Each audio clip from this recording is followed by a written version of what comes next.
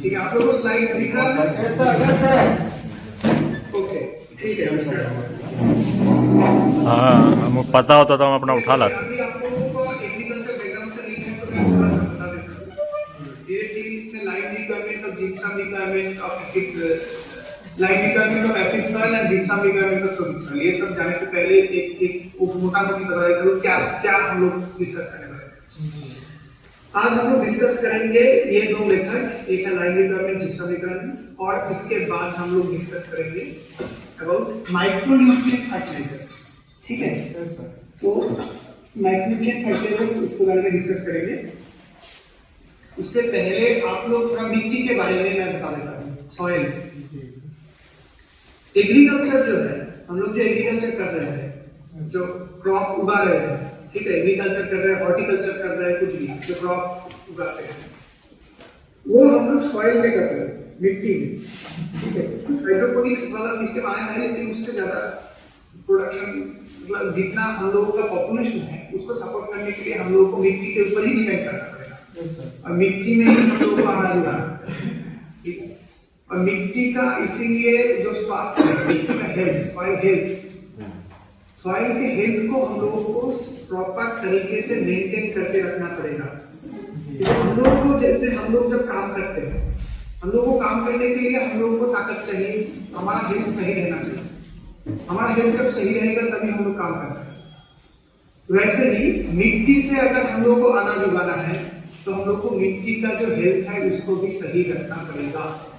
ठीक है, और मिट्टी का हेल्थ सही रखने के लिए copper, manganese, nickel, boron, molybdenum, chlorine और ये सारे एसेंशियल न्यूट्रिएंट्स हैं प्लांट के लिए। तो कार्बन, हाइड्रोजन और ऑक्सीजन को छोड़ के बाकी जितना एसेंशियल न्यूट्रिएंट्स है जो प्लांट को चाहिए, वो प्लांट का खाना है, ठीक है, वो मिट्टी से लेता है। और मिट्टी में वो कहां से आता है? वो मिट्टी जब वहां पे जनरेट हुआ था वो मिनरल से आ सकता है, ऑर्गेनिक मैटर अगर आप डाल रहे हो ऑर्गेनिक मैटर से आ सकता है, फर्टिलाइजर डाल रहे हो फर्टिलाइजर से आ सकता है, ठीक है, इरिगेशन वाटर डाल रहे हो इरिगेशन वाटर से आ सकता है। तो ये जो न्यूट्रिएंट्स है, ये सारे न्यूट्रिएंट का कितना मात्रा में प्लांट को जा सकता है, प्लांट कितना आसानी से वो न्यूट्रिएंट सॉइल से ले सकता है, वो डिपेंड करता है पीएच के ऊपर। ठीक है, पीएच इसलिए बहुत ज्यादा इंपॉर्टेंट है सॉइल, और पीएच के बेसिस पे ही हम लोग लाइन रिक्वायरमेंट और जिप्सम रिक्वायरमेंट का एक आइडिया करते हैं कि ये डालना है कि नहीं। ठीक है, ये टेबल दिख रहा है आपको, degree of soil acidity and pH range. Yes sir. Okay, तो सॉइल में हम लोग हमेशा तो सॉइल बहुत सारी तरीके से हो सकता है, लेकिन पीएच के बेसिस पे ये इस तरह का होता है।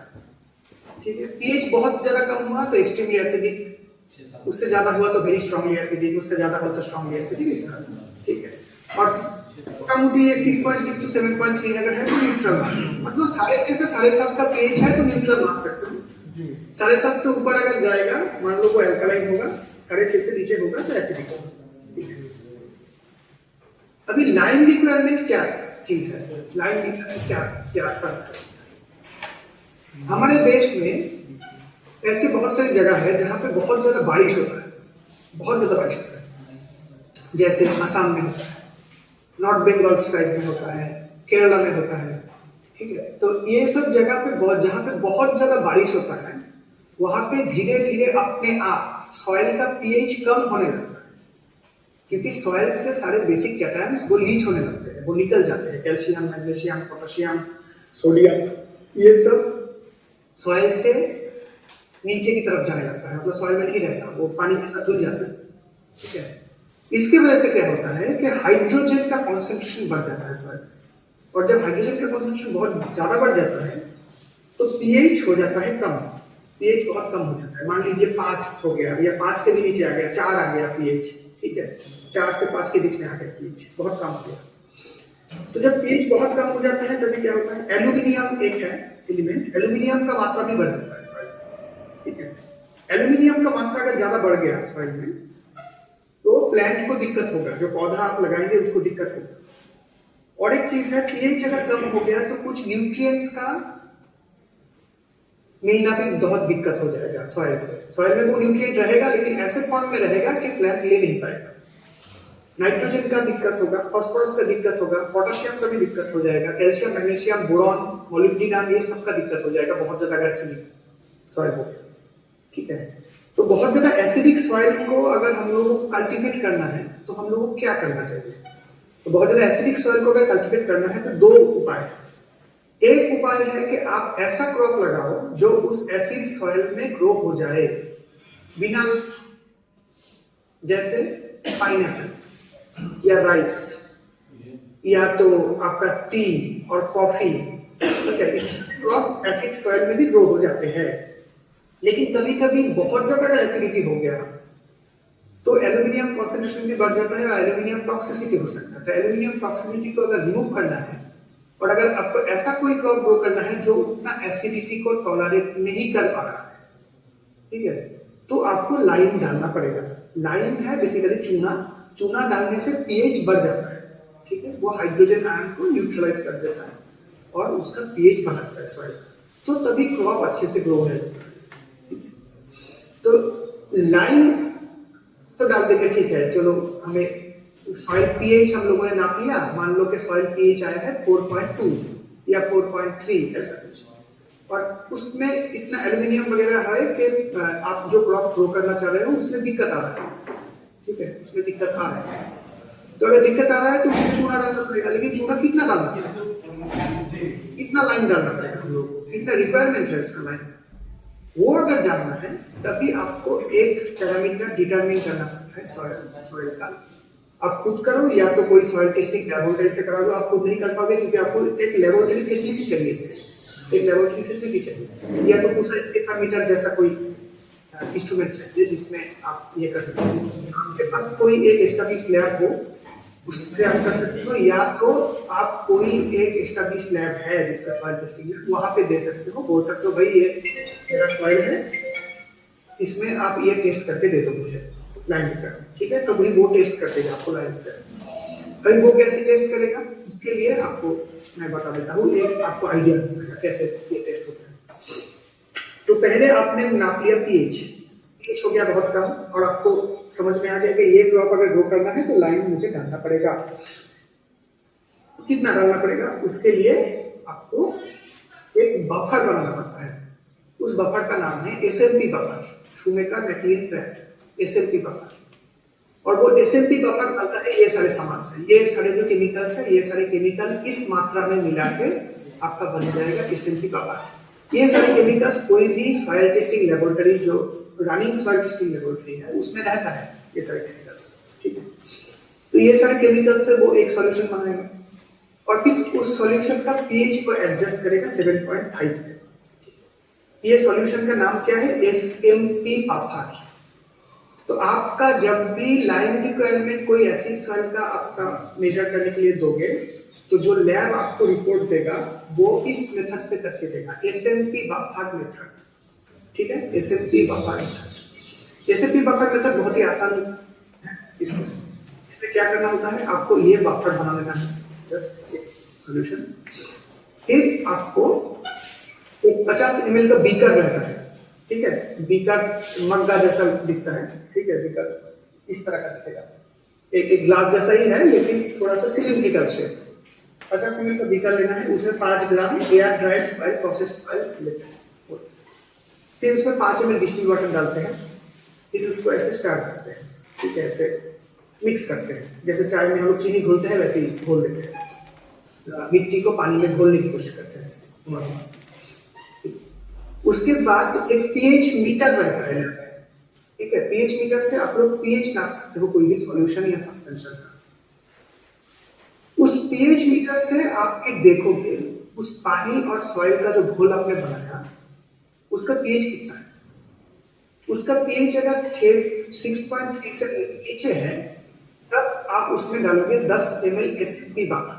ये जो एसएमपी बफर आपने बनाया है 10 ml एसएमपी बफर डाल दोगे, डाल दिया। 10 ml कैसे डालोगे, 10 ml 5 ml ये कैसे डालोगे, मेजरिंग सिलेंडर रहता है लैब में, मेजरिंग सिलेंडर एक सिलेंडर टाइप का रहता है, उसमें मार्किंग रहता है 5 ml 10 ml, जैसे कप सिरप के ऊपर रहता है एक छोटा सा, उस कुछ 5 ml 2.5 ml 1 ml ऐसे करके रहता है, वैसे ही एक मेजरिंग सिलेंडर रहता है जिसमें मार्किंग रहता है 5 ml 10 ml 15 ml 20 ml, उसमें डाल के फिर आप इटली में डाल दोगे।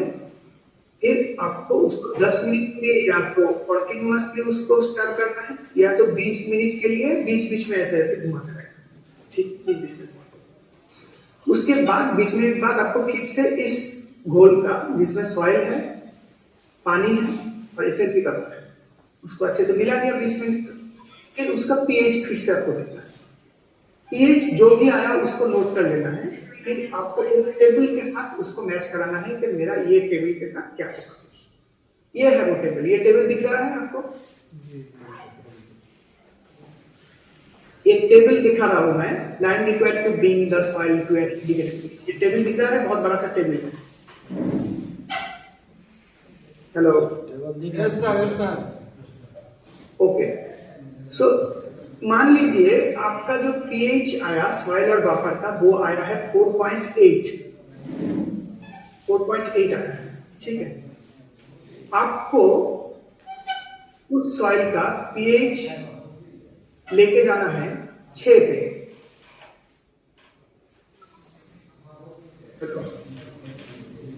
हेलो,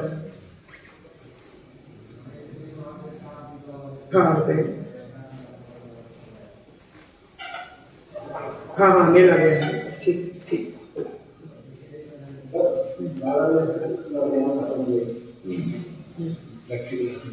ठीक, वो लोग अपने हाथ से करना चाहे तो अपने हाथ से करा दो, इसलिए ठीक है, बोलो कि अपने हाथ से करोगे, एक बार छोड़ना नहीं है हम लोगों को, जाके उल्टा सीधा बोलेंगे। हाँ, आपको मान लीजिए सॉइल और बफर का पीएच आया 4.8 और आपको सॉइल का पीएच लेना है 6 पे, ठीक है।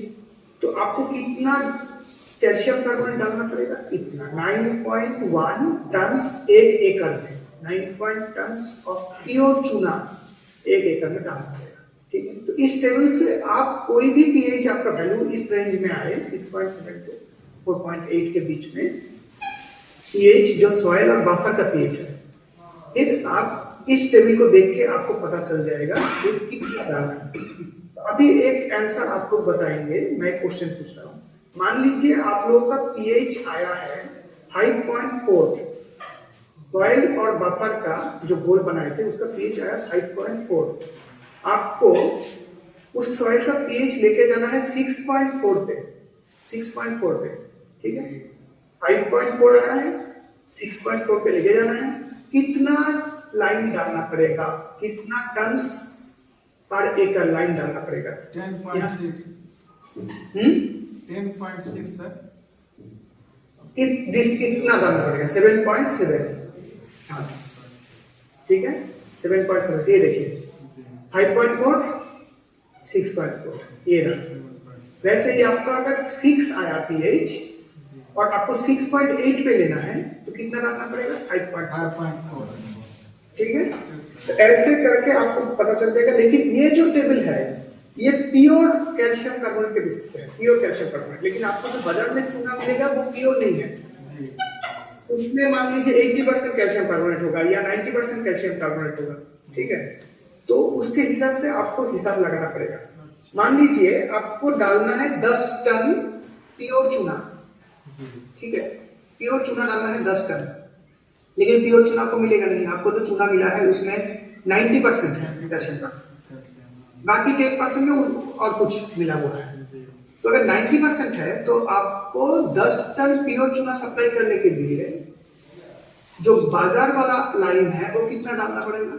10 मल्टीप्लाइड बाई 100 डिवाइडेड बाई 90, ठीक है।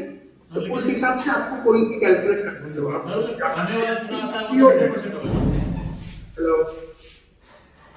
जो एक खाने वाला चूना होता है सर, वो तो 100% होगा, जो पान में यूज करता है। पान वाला खाने वाला जो चूना है वो कैल्शियम हाइड्रोक्साइड है, ठीक है, वो कैल्शियम हाइड्रोक्साइड है, अभी दिखाएंगे आपको। ये वो कैल्शियम कार्बोनेट नहीं है, ये कार्बोनेट कौन सा है? कैल्शियम कार्बोनेट है जो चौक में रहता है, ठीक है, चौक में जो रहता है ये है कैल्शियम कार्बोनेट। और agricultural lime mainly calcium carbonate ही है। खाने वाला चूना हम लोग उसमें जनरली नहीं डालते हैं, ठीक है। तो लाइम एप्लीकेशन कितने तरीके का लाइम आपको मिल सकता है? एक है कैल्शियम कार्बोनेट जो चौक में रहता है, ठीक है। एक है कैल्शियम ऑक्साइड CaO, और खाने वाला जो चूना बोल रहे थे वो है ये CaOH2 कैल्शियम हाइड्रोक्साइड और स्लेकेट लाइम और हाइड्रेटेड लाइम और बिल्डर, ठीक है। जनरली हम लोग एग्रीकल्चर में ये CaO CaOH2 ये सब यूज नहीं करते। मोस्टली हम लोग एग्रीकल्चर में मिट्टी में डालने के लिए क्या यूज करते हैं? कैल्साइट और कैल्साइटिक लाइमस्टोन। कौन सा होता है? दीवार में जो मारा जाता है सर, वो कौन सा चूना होता है? वही ना बोला। आपका आवाज नहीं आ रहा है सर, जो वॉल पे जो मारा जाता है सर, वॉल के ऊपर जो चूना मारते हैं वो कौन सा चूना होता है? वॉल पे सब पोताई जो करते हैं वॉल पे। अच्छा, ये बिल्डर्स लाइन है, बिल्डर्स लाइन CaOH2 या तो CaO लेके इसमें पानी मिला के उसको भी मार सकते हैं, ठीक है। लेकिन वो हमारा विषय नहीं है, वॉल पे क्या लगाते हैं वो हमारा विषय नहीं है। हमारा विषय आज है कि मिट्टी में क्या डालेंगे, ठीक है। तो मिट्टी में आपको डालना है, मेनली हम लोग जो डालते हैं वो कैल्साइटिक लाइमस्टोन और कैल्शियम कार्बोनेट, या तो डोलोमाइटिक लाइमस्टोन। और डोलोमाइटिक लाइमस्टोन में कैल्शियम कार्बोनेट भी रहता है और मैग्नीशियम कार्बोनेट भी रहता है। तो डोलोमाइटिक लाइमस्टोन ज्यादा बेहतर है कैल्शियम लाइमस्टोन से। क्यों? क्योंकि जो एसिड सॉइल है, बहुत ज्यादा एसिडिक अगर सॉइल होगा तो उसमें सिर्फ कैल्शियम की कमी नहीं होगा, उसमें कैल्शियम और मैग्नीशियम दोनों की कमी होगा। तो डोलोमाइट अगर आप डालोगे तो कैल्शियम और मैग्नीशियम दोनों सप्लाई हो जाएगा, ठीक है। और एक चीज डाल सकते हो, बेसिक स्लैग और कैल्शियम सिलिकेट। कैल्शियम सिलिकेट और बेसिक स्लैग ये स्टील इंडस्ट्री या ब्लास्ट फर्नेस जो है वहां से एक बाई प्रोडक्ट है।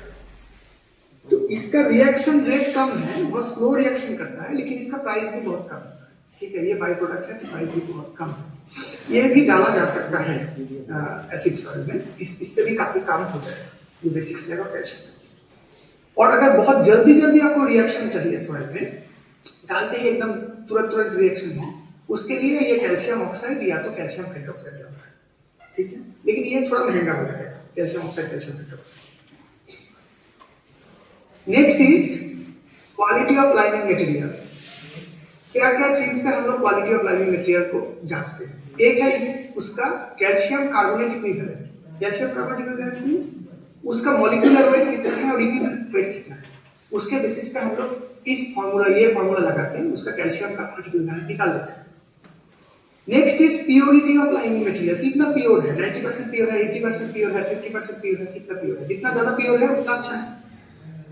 और एक है fineness of the liming material. Fineness means जो हम लोग सॉलिड मटेरियल है वो कितना छोटा छोटा पार्टिकल पे आ रहा है, इतना बड़ा बड़ा ढेला पे आ रहा है या छोटा छोटा पार्टिकल पे आ रहा है। जितना छोटा साइज होगा पार्टिकल्स का उतना फास्ट इसका रिएक्शन होगा, बहुत जल्दी जल्दी रिएक्शन होगा। जितना बड़ा बड़ा ढेला आप डालेंगे वो ऐसे ही पड़ा रह जाएगा, बहुत स्लो रिएक्शन होगा, ठीक। तो ये तीनों के बेसिस पे हम लोग जज करते हैं कि उसका क्वालिटी कैसा है।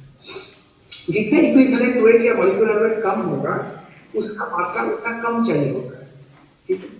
प्योरिटी जितना ज्यादा होगा उसका मात्रा उतना कम चाहिए होगा। फाइननेस जितना ज्यादा होगा, मतलब जितना छोटा छोटा पार्टिकल होगा उसका मात्रा कम हो सकता है या तो बहुत जल्दी जल्दी वो रिएक्ट करेगा सॉइल, ठीक है। नेक्स्ट इज अगर आपको लाइम नहीं डालना है या डाल के भी फिर भी ये जानना चाहिए वो है कौन कौन सा क्रॉप है जो लाइम एप्लीकेशन में बहुत ज्यादा उसका यील्ड बढ़ता नहीं है। Response to lime is low, वो एसिड सॉइल में अच्छे से ग्रो कर जाएगा। Low and very low are these oats, potato, rice, watermelon, strawberry, pineapple, coffee, tea, ये एसिड सॉइल में अच्छे से ग्रो हो जाता है। लेकिन अगर इस तरह का क्रॉप जो soybean, cotton, P, sugar beet, spinach ये सब ग्रो करना है तो आपको लाइम डालना ही पड़ेगा। लाइम डालने से लो का यील्ड बढ़ जाएगा। और acid soil, only for acid soil, okay. ये न्यूट्रल सॉइल में लाइम डाल दिया नहीं, और कहीं पे नहीं, ओनली एसिड सॉइल, ठीक है। तो ये गया लाइम रिक्वायरमेंट। अभी दूसरा एक चीज पे हम लोग आएंगे, वो है gypsum requirement of sodic soil. एक तो आपका सॉइल गया जो पीएच का मैं दिखा रहा था, एक बार पीएच फिर से मैं दिखा रहा था। ये देखिए यहाँ पे मैंने जो टेबल दिया है यहाँ पे 7.3 तक ही है, उसके बाद का मैंने मेंशन नहीं किया। जी ठीक है, उसके बाद क्या होता है, उसके बाद होता है 7.3 के ऊपर जब चला गया, या तो मान लीजिए 7.5 भी मानते हैं कई जगह पे, डिपेंड लोग डिपेंड, मान लीजिए 7.5 pH के ऊपर जब जाता है सॉइल का pH, तो बोलते हैं अल्कालाइन सॉइल, अल्कालाइन सॉइल। और 8.5 pH के ऊपर अगर चला गया pH 8.5 के ऊपर, तब वो जनरली बन जाता है सोडिक सॉइल। 8.5 pH के ऊपर अगर सॉइल का pH चला गया तो जनरली उसमें सोडियम बहुत ज्यादा रहता है, बहुत ज्यादा सोडियम रहता है। और उस तरह का सॉइल आपको कहाँ मिलेगा, जहाँ पे बारिश बहुत कम होता है। ठीक है, जहाँ पे बारिश बहुत ही कम होता है वहां पे सोडियम एक्यूमुलेट कर जाता है सॉइल में, उसके वजह से वो सोडिक सॉइल बन जाता है और पीएच बढ़ जाता है उसका से 8.5 के ऊपर 9 भी मिल सकता है, 9.5 पीएच हो जाएगा, 10 पीएच भी मिल जाएगा आपको सोडिक सॉइल। ठीक है, तो बहुत ज्यादा पीएच पे भी दिक्कत है। सबसे बेहतरीन पीएच जो ज्यादातर क्रॉप के लिए है वो मान लीजिए 6 से 7.5 के बीच में, 6 से 7.5 के बीच में अगर सॉइल का पीएच है तो ठीक है, बहुत अच्छा क्रॉप हो जाएगा। उसके थोड़ा सा ऊपर भी चल जाएगा, ठीक है, 8.5 तक भी चल जाएगा, लेकिन 8.5 के ऊपर जब पीएच जाने लगेगा तभी सोडियम का मात्रा बढ़ जाता है और भी बहुत सारी दिक्कतें आती हैं। ठीक है, OH माइनस जो आयन है, हाइड्रोक्सी आयन, उसका भी मात्रा बहुत बढ़ जाता है। तो ये सब की वजह से पौधे को ग्रो होने में बहुत दिक्कत आता है। और सोडिक सॉइल में कैल्शियम और मैग्नीशियम का भी कमी होने लग जाता है। ठीक है, मतलब इतना ज्यादा सोडियम आ जाता है कि कैल्शियम मैग्नीशियम ठीक से ले नहीं पाता प्लांट। ठीक है, तो इसके वजह से सोडिक सॉइल में, अगर सोडिक सॉइल आपका है, सोचिए पीएच 8 8.5 के ऊपर है और उसमें बहुत ज्यादा सोडियम है, तब आपको उसको ठीक करने के लिए जिप्सम डालना पड़ता है। जिप्सम क्या है, calcium sulphate. Plaster of Paris जो है ना, प्लास्टर ऑफ पेरिस का जो मेन कंपोनेंट है वही जिप्सम है, कैल्शियम सल्फेट। ठीक है, कैल्शियम सल्फेट हम लोग डालते हैं और सोडिक सॉइल क्यों डालते हैं, क्योंकि सोडियम के साथ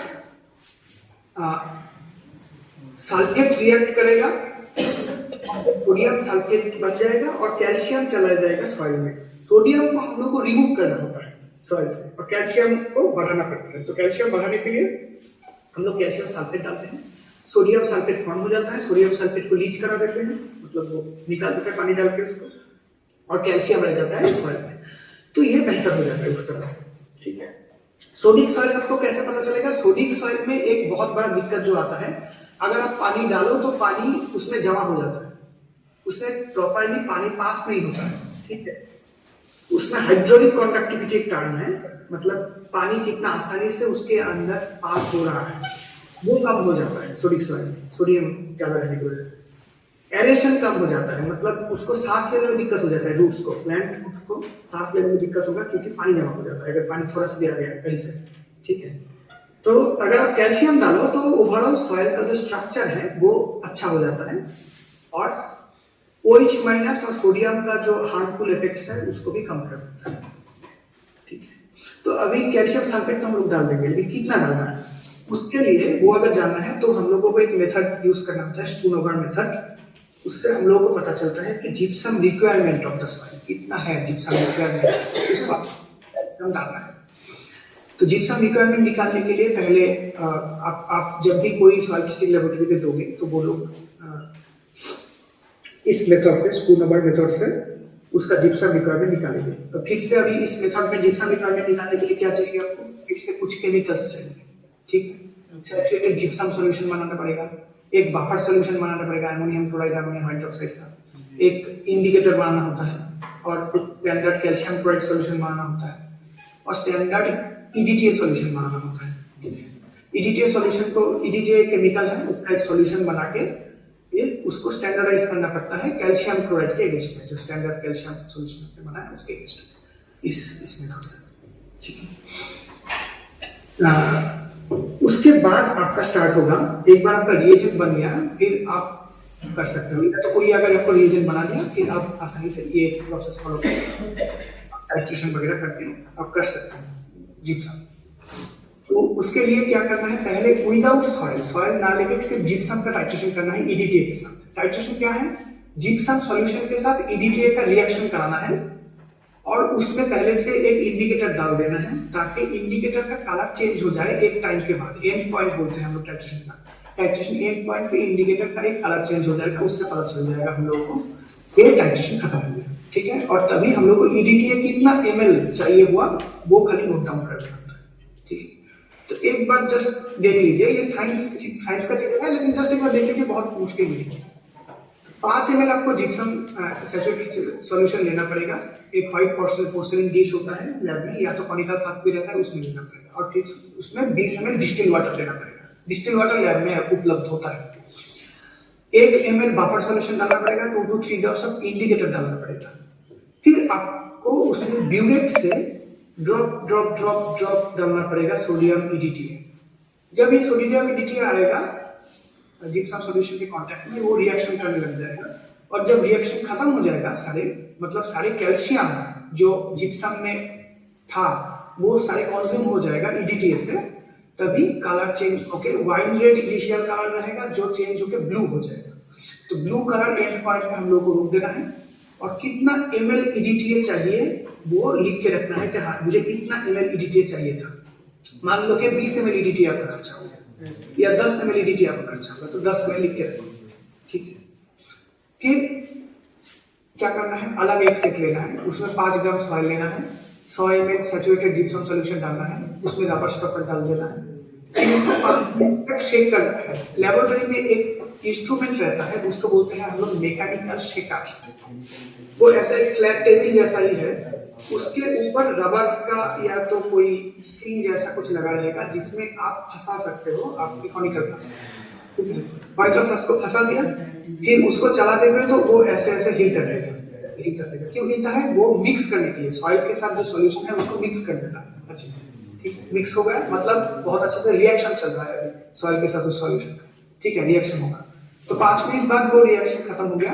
उसके बाद आपको उसको उठा लेना है। फिर एक फिल्टर पेपर मिलता है लैब में, डिपार्टमेंट नंबर 1 फिल्टर पेपर, उससे फिल्टर कर देना ताकि मिट्टी फिल्टर पेपर के ऊपर रह जाए और प्योर जो सॉल्यूशन है वो आपको मिल जाए, क्लियर एकदम सॉल्यूशन मिल जाए। क्लियर सॉल्यूशन मिल गया। फिर क्लियर सॉल्यूशन से आपको 5 ml लेना है और फिर से वही पोर्सिलिन डिश या तो 20 ml या तो कोई कॉनिकल फ्लास्क में डालना है, फिर 20 ml डिस्टिल वाटर ऐड करना है, 1 ml बफर ऐड करना है, 2 से 3 ड्रॉप इंडिकेटर ऐड करना है। फिर ब्यूरेट एक रहता है ऐसे लंबा सा ब्यूरेट कांच का, उससे आपको EDTA सॉल्यूशन ड्रॉप डालते रहना है और देखना है कलर चेंज कब हुआ। वाइट रेड से ब्लू पे कलर चेंज कब हुआ, वो कलर चेंज आपको नोट करना पड़ेगा। कलर चेंज जब हुआ कलर चेंज, तभी EDTA का कितना वॉल्यूम गया। मान लीजिए यहाँ पे 8 ml या 6 ml ऐसे कुछ गया, ठीक है।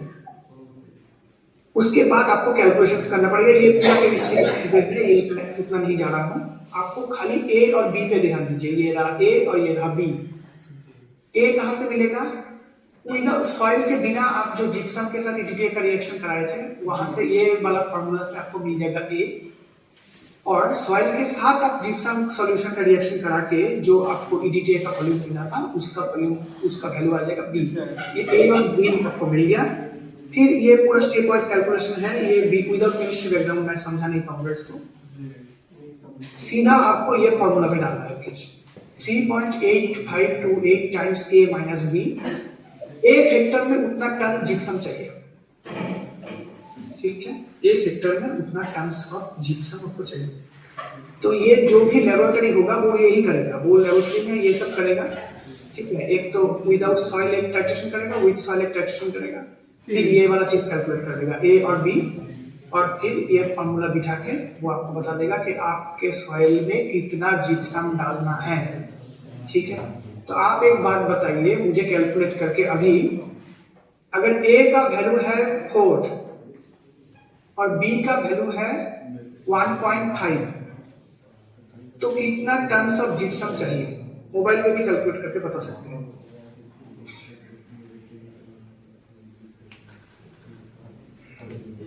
क्वेश्चन समझ में आया?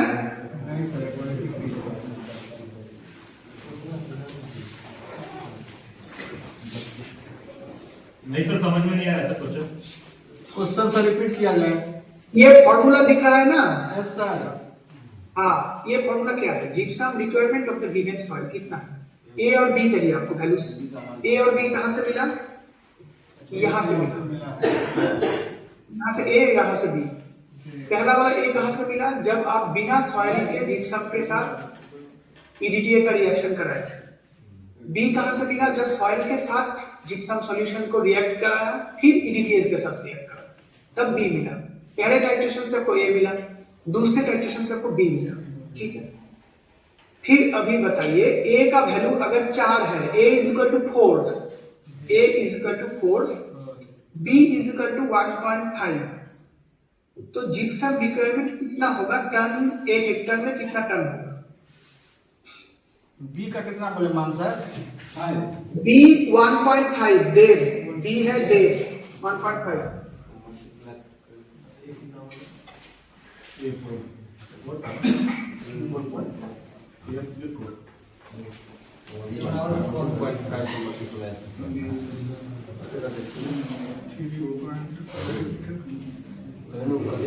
मोबाइल पे तो कैलकुलेटर होगा ना, मोबाइल से कैलकुलेट कर लीजिए।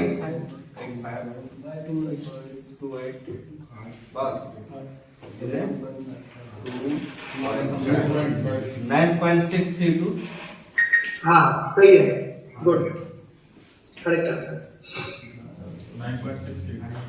सो दिस मच, इतना आपको जिप्सम चाहिए। तो जिप्सम क्या है? CaSO4, कैल्शियम कार्बोनेट को H2। तो आपको देखना है आपके पास जो उपलब्ध है बाजार से जिप्सम, उसमें कितना प्योर है। वो अगर 80% प्योर है तो क्या करना पड़ेगा? जितना भी वैल्यू आपका आया मल्टीप्लाइड बाय 100 डिवाइडेड बाय 80। अगर 90% प्योर है, जितना भी वैल्यू है मल्टीप्लाइड बाय 100 डिवाइडेड बाय 80। सोचिए 90% है तो मल्टीप्लाइड बाय 100 डिवाइडेड बाय 90। तो ऐसे करके आपको पता करना पड़ेगा कि जो बाजार में उपलब्ध है उसका जिप्सम कितना आपकी सॉइल में डालना है, ठीक है। तो जिप्सम रिक्वायरमेंट कौन से सॉइल के लिए होता है? फिर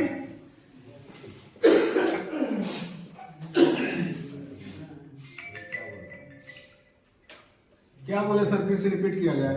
जिप्सम रिक्वायरमेंट किस टाइप के सॉइल के लिए हम लोग निकालते हैं? शुरू में मैंने बहुत बार बोला, चिल्ला के अल्कलाइन के लिए सर। अल्कलाइन नहीं है, अल्कलाइन नहीं है। इसका pH वैल्यू 8.5 से ऊपर चला जाएगा। इसका पीएच वैल्यू सर 8.5 से एबव हो। 8.5 के ऊपर अगर पीएच हो और बहुत ज्यादा सोडियम रहे, जी, जी। ठीक है, उसको बोलते हैं सोडिक सॉइल और एल्काली सॉइल। एल्काली सॉइल और सोडिक सॉइल के लिए जिप्सम रिक्वायरमेंट। जी जी। और लाइम रिक्वायरमेंट कौन से सॉइल के लिए? क्या बोले सर, फिर से रिपीट। लाइम रिक्वायरमेंट किस सॉइल के लिए हम लोग, कौन से तरीके के सॉइल के लिए हम लोग लाइम रिक्वायरमेंट निकालते हैं? Acidic soil. एसिड सॉइल, जिसका पीएच बहुत ज्यादा कम है और आपको क्रॉप ग्रो करने में दिक्कत होगा, ठीक है। एसिड सॉइल में अगर आप जो क्रॉप ग्रो करना चाह रहे हो वो आसानी से हो रहा है विदाउट लाइम, तो होने दो। कुछ ऐसे क्रॉप्स है जो एसिड सॉइल में अच्छा होता है, जैसे coffee, T, pineapple, potato, rice, ठीक है, ये सब ऐसे ही हो जाएगा। अगर आपको ऐसा कोई क्रॉप ग्रो करना है जैसे सोयाबीन, कॉटन, टी, ये सब वगैरह जो अच्छे से नहीं होगा, तभी आपको लाइन करना है, ठीक है।